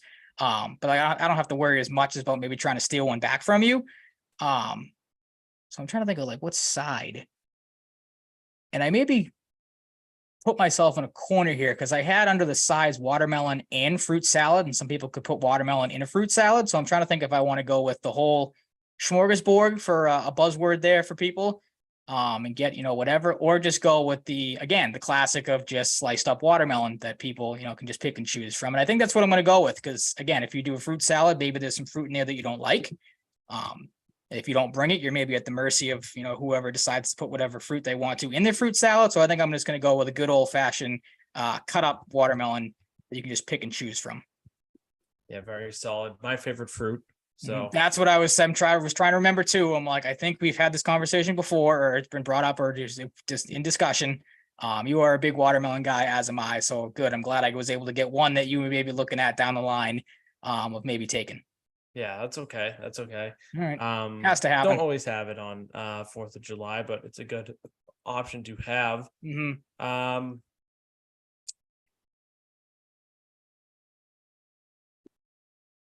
I'm gonna go. Yeah, we have 2 of these. I'm gonna go second activity, and I'm gonna go cornhole because of the 4 mentioned. I can't really think of any other ones. I do enjoy cornhole. I think it's pretty widely liked these days. So I'm gonna go cornhole. I think it's a solid 5 pick here. If I had taken cornhole with my 4, were you looking to take watermelon at your 5? Because I feel like we may have just flipped. Okay, then I screwed myself again in this. Because I was trying to see how long I could hold off with cornhole. So that stinks that you got that one. So in that case, I will. What do I need? I don't need an event. I do need a drink, but you don't need yours, so I can wait on that one. I could double up on a side, but I don't know what side you're looking at here because you haven't taken any yet. And I know you have to lean towards that most likely now. So what do I want to do? Again, I'm trying to think of what is a staple at most 4th of July barbecues. I am going to go with, I'll pull the trigger and go with corn on the cob. Because again, I think like summertime, you think of that, like if you grill it up nice and right, put some spices and stuff on it. It is butter. Butter it up, salt, all that nice stuff. Really, no salt, no anything?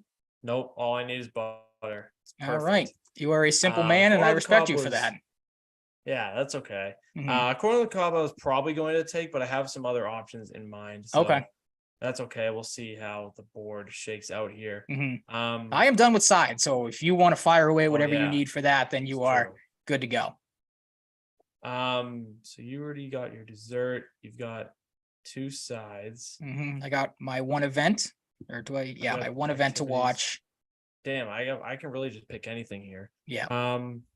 Event to watch.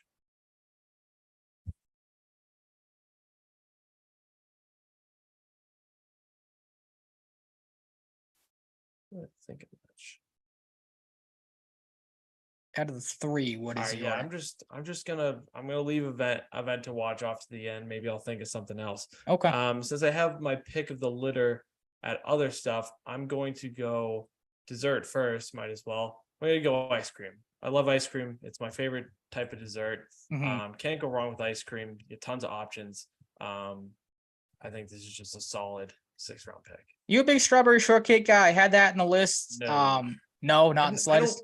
I don't dislike it, but I don't go out of my way for it. Fair enough. Again, that's one of those ones I feel like a lot of the, like you kind of see the same thing with apple crisp in the fall. Like I feel like strawberry shortcake is mainly like right around 4th of July, like summertime type of thing. At least it was whenever like as a kid growing up would go to the Wilmington Carnival that they always had. That was one of the things like you go to. And I don't know, like I also was gonna put what's the like fried dough, but I don't know how many people have that at a cookout. So that's No, kind of yeah, why that's I like avoid that's that like one. a public place type of thing. Yeah, more of like a carnival type of like Mhm. fair type of thing.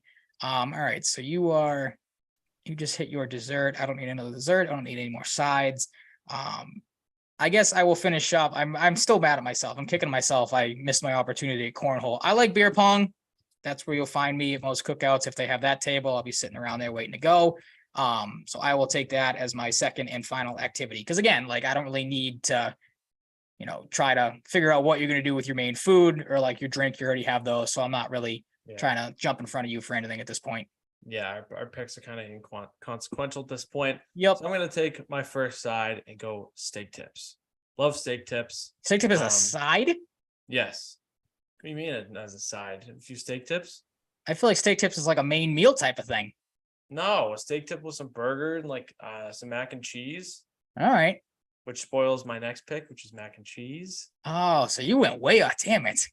I Yep. don't know why I didn't think of these. Like we might have to ask if the people listening about the steak tip thing. Cause like I said, consider steak tips more of a main type of course thing than anything No, else. but I'll like give if you, you have it with a burger, you have like 3 or 4 maybe. Not like if you don't have a burger, maybe you just have a bunch. okay, fair I think enough. Steak tips is a fine side. I'm curious to see if people would consider the burger the side at that point then. Like if they would more I so mean, lean towards steak tips.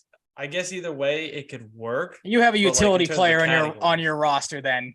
Okay, that's fair. My roster's now at a disadvantage. Yeah, it's okay. Yep. We'll see. You We'll just see didn't how think of it. You just didn't think of it. fair It's enough. okay. Yeah, you caught me sleeping again with this. All right. So I guess I will go with my location then. And again, it comes down to do you want to deal with again, a lot of people at the beach trying to find parking, as you said, trying to leave the beach.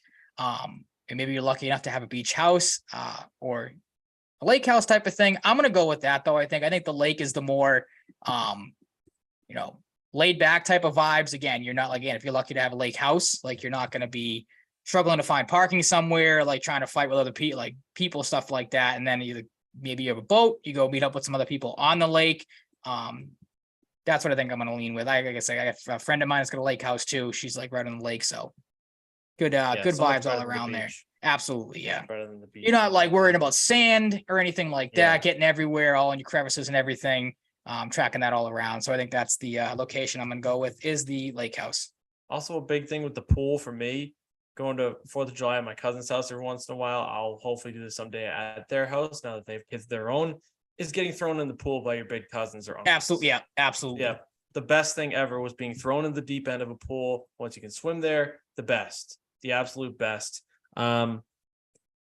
Next, I'm going to go with mac and cheese. Already spoiled it. Yep, you did. You gave that one away. It's another one I did not think. I don't know how I didn't put mac and like I just Googled a list of like main 4th of July foods, and it wasn't even on that list. So that shame on whoever made that list to begin with that didn't have mac and cheese. I feel like mac and cheese is a side you can go with whenever, whatever the holiday may be. Maybe not a Christmas thing, but definitely we've had the conversation before. Thanksgiving for sure. Yeah. No doubt. Yep. All right. So I need what? I need a drink, and then hot dogs is obviously I'll take that one now because it'll give me more time to figure out what I want to do for a drink. So I'll take by default hot dogs as my final. Would not have been my first choice, but with you getting the first pick in the draft, you had the luxury to take the burger, which I agree with you is the all around better option just for more things you can do with it, things you can put on it. And again, just I think burgers in general are better than hot dogs. Yeah, no doubt. That was a must for me if I got the number one pick. Mm-hmm.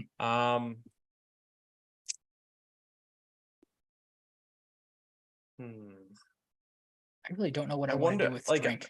the thing that kind of stinks is an activity that could have been good was roasting s'mores.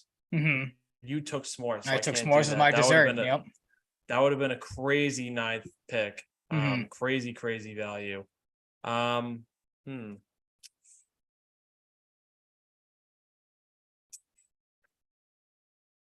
looking at an article here, see if I can find anything that we might not have thought of. Mhm. Um, I'm trying to look real quick. What is the last thing you need anyway? I needed an activity No, you need a thing to watch, don't you? thing to watch. Yeah, thing to watch. Yeah. I'm gonna go baseball game in general, not MLB specific, Mhm. because for a few years when I was a kid, I went to Paw Sox games Okay. on the 4th of July every year, watched the fireworks right outside the old stadium. Mhm. So for a nostalgia pick, for not having like a go-to here, I'll go nostalgia. Like I went to a few Paw Sox games. It was so much fun. Watch the fireworks in the dark. Yeah, they always had the big freeze pops there too, not just like the normal ones, but the jumbo freeze Giant, yeah, pops. massive ones. Yep. Just ripped off of sugar. Then you get to the car and you sleep on the way Ripped home. off of sugar. Yep. Best. That is a good value pick, though. I didn't even factor in because I knew obviously I think every MLB team plays on the 4th of July, so that's why there's baseball nonstop all day. But then, like you said, you factor in the minor league games, you factor in. I'm sure there were Cape League games for people that are on the Cape. I'm sure there's those games to go watch during the 4th of July too. So that's actually a great value pick at 9. Having that, so hopefully that doesn't lose me the draft for the baseball fans that may or may not be listening. My drink's tough because like I want to be able to include everyone. So like I'm leaning towards like lemonade, but like kind of the same thing you said with beer. For the people that like are into the hard seltzer stuff like that, I feel like that's just like becoming a staple of cookouts. Plenty of different options there. Like you go with a hard lemonade if you want to. So I think that's what I'm going to go with, like a hard seltzer type of thing to stick around with the alcoholic choices that you made earlier, taking beer. Very fair. I think Yep. that's where I would have gone if you took beer. Stinks that we leave out the kids, but yeah, that's okay. what it is. The cookouts are for the adults. The kids can go like you said, have the sugar highs and whatnot, and then go crash. Well, the adults have the adult beverages. Yeah, fair. I mean, pretty good draft. Mhm. We'll see if you can redeem yourself. I hope so. I think we both have pretty good teams. I mean, there's so much here that like I can't really say for sure like who's gonna win. So, Yeah, like there's a lot of stuff you leave on the cutting room floor too. That like I feel Yeah. like a lot of people like basic stuff like for sides, chip and dip. Like that's a Yeah. staple. I feel like for most people. But is it See, the flashiest thing? Probably not. when I was thinking the sides, I was thinking stuff like on my plate. I'm not like a chip and dip Mhm. is like the middle of the table. True. Yep. Yeah. Kind of Or a you have picky some type of French onion thing. dip Like, or guac, yeah. hummus. You have like a variety. Mhm. Yeah, I think it was a pretty good draft. I think so. Probably Yeah. our first episode our last episode until 2 Wednesdays from now. So soak it all in. Mhm. We'll probably have some TikTok content if anything big drops. I'm gonna bring my recording stuff just in case we have major news next week and we can squeeze in a quick episode. Yep. But I will be on vacation, so if you don't see an episode next week, Hmm. that's why. So The one thing I did want to add, because it was I saw it come across Twitter while you were doing the hockey stuff, is apparently the Celtics are only getting 2 second-round picks back for Grant Williams. That TPE is a part of the trade, so I think that knocked out the third draft pick. And then some other breaking NBA news. If there's any Philadelphia 76ers fans that are listening, Mo Bamba has apparently signed with the Philadelphia 76ers 23 minutes ago, according to Adrian Wojnarowski. So there you go, 76ers fans. You now have Mo Bamba. that puts them over the top. There it is. Does. Yep. Yeah, definitely. Very Dynamic good. duo of him and Embiid. Couple of tall trees that are going to be in the paint. Yep. Congrats, Sixers fans. You did it. That is going to wrap it up for episode 150 of the Salvaggio and Cratty Sports Podcast. Good milestone episode too. So thank you to everybody new and old who's been listening.